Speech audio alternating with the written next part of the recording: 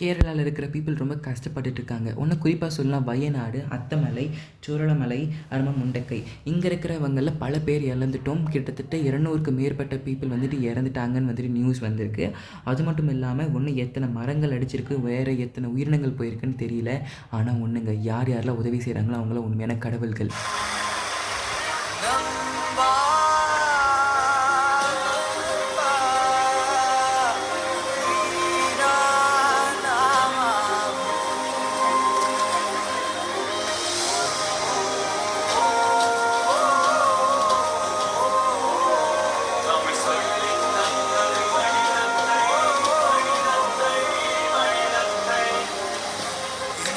பிரிந்தது போதும், மதம் என பிரிந்தது போதும், மனிதம் ஒன்றே தீர்வாகும்.